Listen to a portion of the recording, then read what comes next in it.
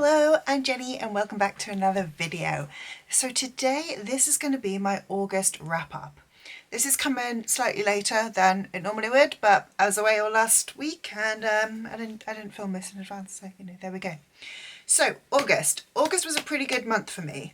I read 14 books and I had 2 DNFs. I am just going to double check on my Storygraph. My average rating was 3.96, so I think a very good month for me. I had 1 5-star, 2 4.5 stars, 7 4 stars, 1 3.5 star, 2 3 stars, and like I said, 2 DNFs. So let's go through. I'm being helped by Bella here. She's in the corner. As usual, she's not massively helpful, but she's here. So I'm going to go through the books that I read and yeah, talk to you about them. Let's start off with my DNFs. So first of all, this one I am kind of really sad about DNFing. I DNF'd You Made a Fool of Death with Your Beauty by Kweki Emezi. I got 50 pages in, no more than that, 82 pages in, and I just wasn't gelling with the writing style. And also at the point where I was, well, to be honest, I got to the point where I was and I was like, I'm going to DNF, but I'm going to just flip to the back and just see what actually happens. And then I realised what actually happened and I was like, yeah, I'm glad I didn't read that because I don't think I would have liked where the story goes. So yeah, unfortunately not for me. This is one with very flowery writing. I don't really like flowery writing. So yeah, this one will go to a better home. Speaking of not liking the writing, the other book that I DNF'd I'm also sad about because it's beautiful is The Wren in the Holly Library by K.A. Lind. This is the very, very pretty Fairy Romantasy edition. I got, again, I put a tab in, I got 214 pages in, so pretty much just over halfway. And the whole reason I DNF'd this book is we got to a sex scene and the male main character is playing with the female main character's boobs and the line says he nipped at the nipple. And I just thought, come on. First of all, the nipple, like it's not just a floating, unclaimed nipple, I assume. And also, did we need to use nip to nipple? Like, could we have other words? Yeah, that just kind of, it just made me roll my eyes so much. I could not read anymore. Also, like I said, that was about, what did I say I was got up to? Like page 200 and something, 214. So that nipped at the nipple probably happened at about the page 200 mark. I was so bored up to that point. I read another chapter where they walked around a museum and then they left the museum. They didn't do anything. That is all that happened. So yeah, not for me. Very beautiful book, not for me. Let's go into the more successful books, shall we? I need to have my Storygraph here to remember what I rated things because I have the memory of a goldfish. So the first book that I finished in August is The Obelisk Gate by N.K. Jemisin. This is the sequel to the 5th season, book 2 in the series. I don't know why my bookmark is still in the middle of the book because I did finish this one. Oh, I finished it on audio, that's why.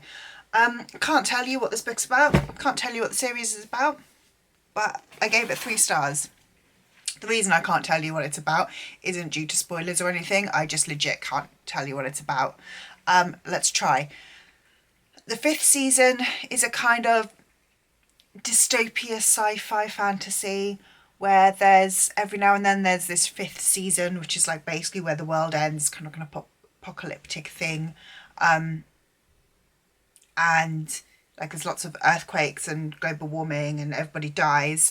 And we're following our character who can control earthquakes, but people see them as like evil, even though they're kind of doing good. And yeah, I physically am unable to describe the plot of this series.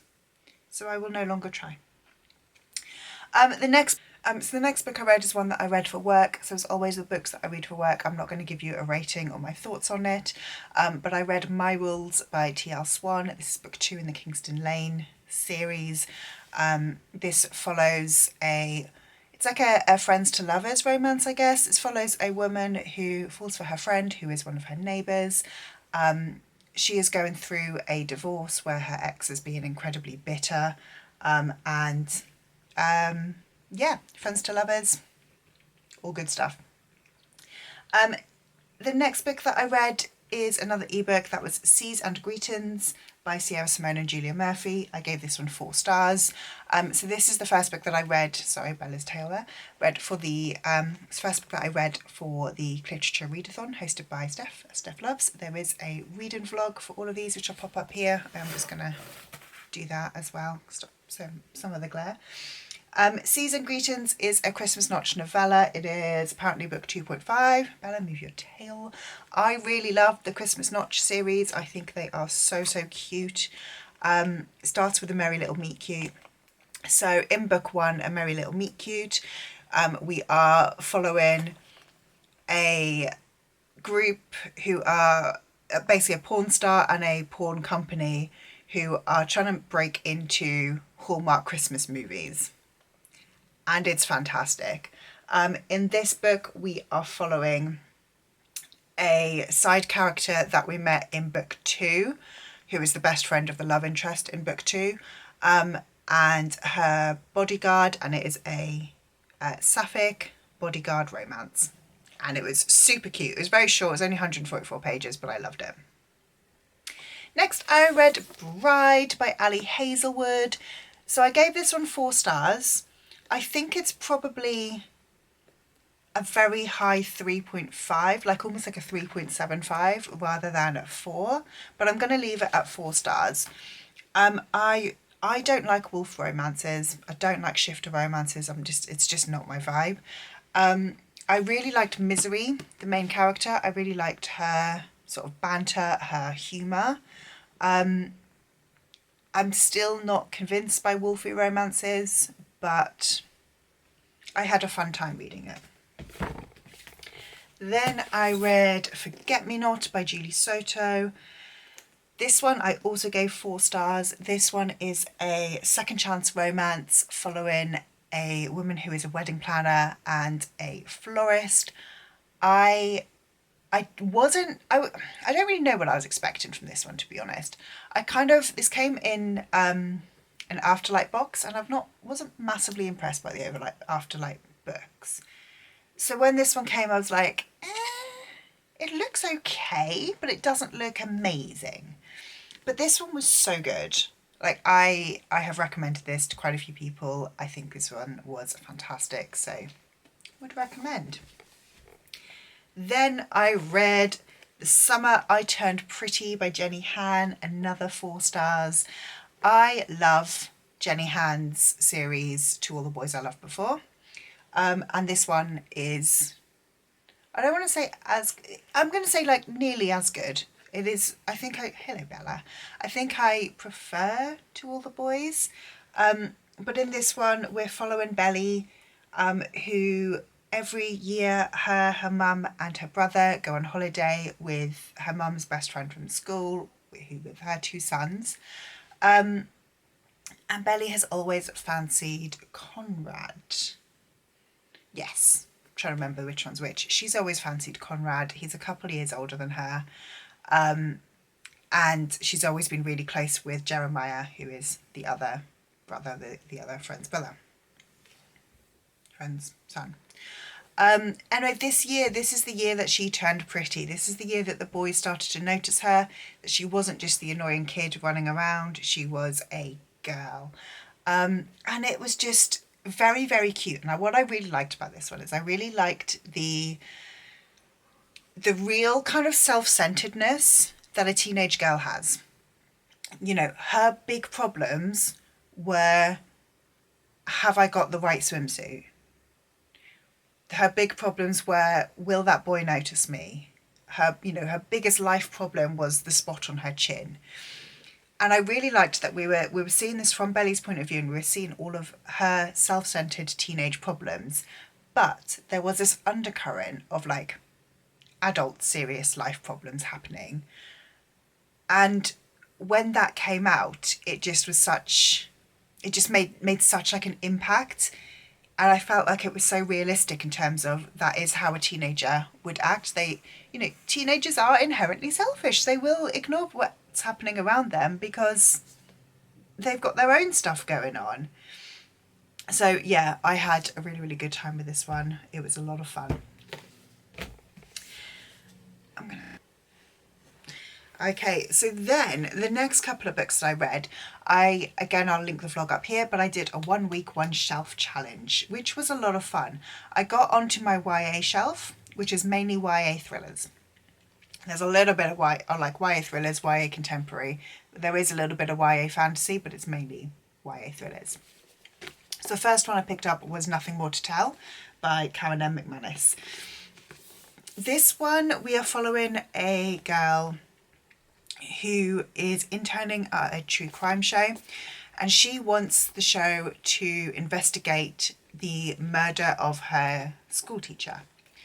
They agree, and as she looks further into it, things come to light, and she's like, oh, there is more happening here.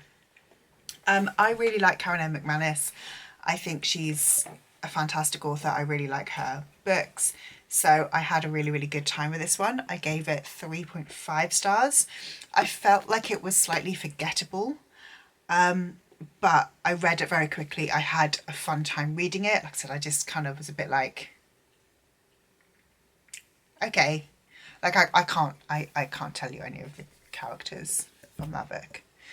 Next up, and I read Nothing More to Tell very quickly, and then I read the next book very quickly as well, which I think kind of impacted my enjoyment. But the next book I read was Five Little Liars by Amanda K. Morgan. This one I gave 3 stars. Possibly is nearer a 2.5 if I'm totally honest. This one, it says on the front, perfect for fans Karen M. McManus. This one is so very similar to One of Us is Lying that it feels a bit like a rip-off. So in this one, we are following a group of 5 students who are in detention and their teacher dies. And again, if you don't know, in One of Us are Lying, we are following a group of 4 students who are in detention. Sorry, no, we're following a group of 5 students who are in detention and one of the students dies. But yeah, in this one, what's a bit weird is that the teacher dies and the students decide that they're going to cover it up, that they're going to destroy the body and hide the crime. And for a lot of this book, the only thing keeping me going was I don't understand the purpose of this book. Like, my intrigue wasn't in the plot. My intrigue was in the purpose of the plot. I don't know if that makes sense. But whereas normally, my intrigue is who did it? How did they get away with it? How did this happen? In here, it was, why? Because for most of the book, the body hadn't even turned up. So all they knew is that a teacher had gone missing. Like, there wasn't a murder investigation for the majority of this book. So I just sort of was like, what's the point? Yeah, I rated it 3 stars. It's possibly slightly lower than that. I think it's a fun one to pick up. Like, it's kind of, to me, this is a very definition of a popcorn read. Pick it up, throw it away, read it once, pass it on. I think it's a fun one. This would be good in places like school libraries or for teenagers to read. Read it once, pass it on. It's not one that people are going to want to, I think, come back to. Whereas I feel like Karen M. McManus, and this isn't her best, but I feel like typically with Karen M. McManus, you could want to come back to her books. So we then move on to my first 5-star book of the month, which was Illuminae by J. Christoph and Amy Kaufman. I loved this book so much. I've wanted to read this for quite a long time. And I'll be totally honest, and again, you probably know, but Illuminae is told entirely in mixed media. And I remember looking at this and seeing pages like that and kind of going, I don't know how you read this book. Like, I don't understand how this book is a story. Like, I don't understand how you would read this book, which is, you know, which is one of the reasons really why I didn't read it for so long. However, I was wrong. Turns out you read the words in order and it tells you a story. I am so amazed at how two people work together to write this book, because it is so incredible, and just the way that the different bits of media work together. I mean, we have transcripts, we have interviews, we have what's this, reports on, like, I can't think what word I'm looking for, but when they kind of like transcribe, like, it's a transcript, isn't it? Like a video which someone has written down what's happening. Then there's things like there's emails, there's like messages, you've got motivational posters or like advertising posters, you've got the AI, you've then got all of this, which is, you know, I mean, that's, if I hold it back there, that's the screen. If you hold it closer, it's text. It's just such an amazing feat to have written this book. But the story, I stayed up so late reading it. I got to, I think I had about 150 pages left, and I was like, well, unfortunately, I cannot stop reading this book. So I'm going to stay up till 1 a.m. and finish reading it, and no regrets. It was incredible. Highly recommend. Then I moved on to my next, this was my 4th Jacqueline Wilson reading vlog. Again, we'll link up here, where I read The Lottie Project. This is one of my favourites from childhood. I gave this one 4.5 stars. I think nostalgia added a lot into that rating, because I read this one only a couple of years ago and I had actually rated it 3 stars. But I think now, with me rereading so many Jacqueline Wilsons with that nostalgia vibe, it came out as a 4.5. I loved it. It was fantastic. I should probably tell you what it's about. I don't think I told you what Illuminae is about either. But we're moving on. Lottie Project follows Charlie. She is in year 6 at school. She has a new teacher, and her teacher is making the class, new teacher is very strict, calls her Charlotte, and she's making the class do a project on Victorians. Charlie doesn't want to do a boring project about the home or what it was like, you know, being school in Victorian times. She instead writes a diary from the perspective of Lottie, the Victorian nursery maid. And interspersed with this, so we've got Lottie's story and we've got Charlie's story. In Charlie's home life, her mum has lost her job, is now working as a nanny and as a cleaner. And yeah, it's such, I really, really love this book. I just think it's told in such a fantastic way. I think it is so interesting. I had a fantastic time. 4.5 stars. Then I finished Hetty Feather. I gave this one 4 stars. Hetty Feather is very sweet. This one is again Victorian. We're following Hetty, who is a foundling in the foundling hospital, and she basically she has big dreams. She thinks that her life is going to be bigger than being a servant, which is what the foundlings are trained to be. So she wants to run away and join the circus. She wants to go back to her foster family that she had when she was a child and marry one of the boys from the family. It's such a fantastic insight into her life. She is such a big character. I really enjoyed it. 4 stars. I'm gonna just go slightly out of order now, but on my Jacqueline Wilson vlog as well. I also finished Opal Plumstead. This one I also gave 4 stars.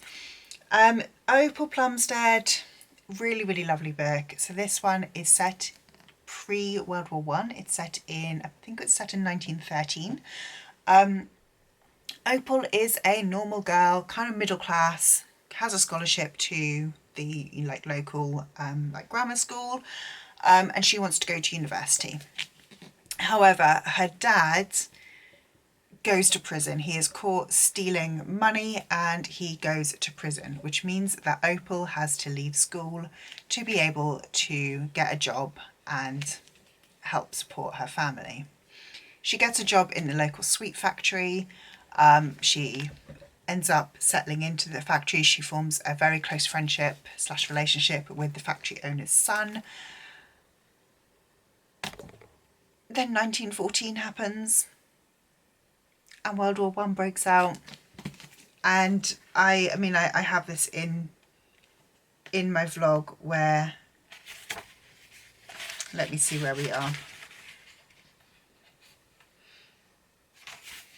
We're at the end, and just read this last line. Don't turn the page. Believe in happy endings. So you can guess what happened. It made me cry. I gave this one 4 stars as well. Absolutely fantastic. I then rounded the month off with a couple of hefty epic fantasies. So we read The Ship of Magic by Robin Hobb. I gave this one 4.5 stars. This did take me 2 months to read. It did take me a long time to read. But once I got into it, it moved fast. I love the characters. I was just absolutely obsessed. So in Ship of Magic, we are on the decks of a live ship who is about to become quickened. So if 3 generations of a family die on the decks of this ship made of wizard wood, it will kind of come to life. So the 3rd generation is about to die, and Althea is certain that she is going to inherit the ship. That is until literally with her father's last breath, he instead gives it to his oldest daughter, who is married, and therefore his son-in-law, Kyle, who is horrible.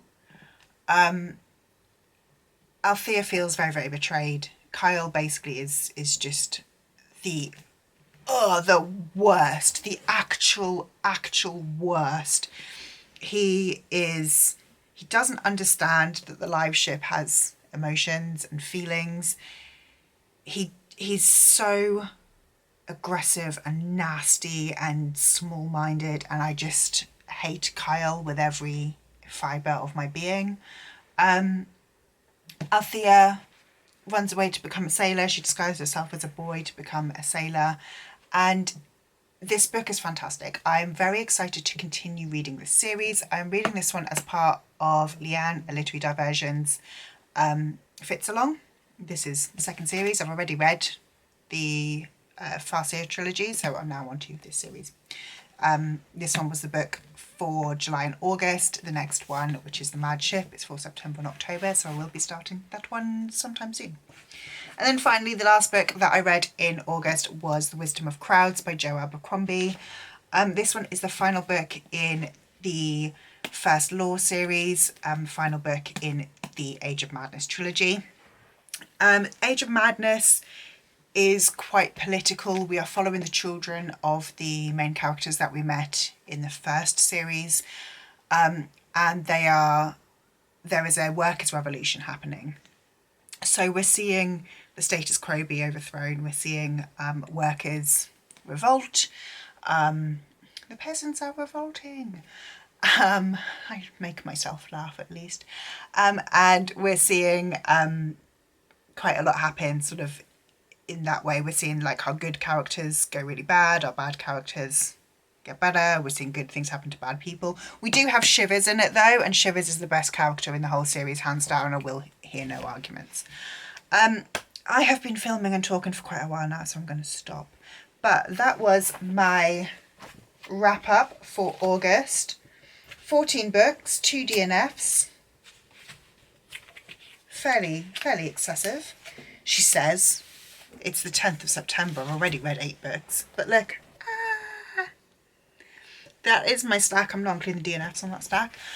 So a lot of books read, and a lot of really good books read as well.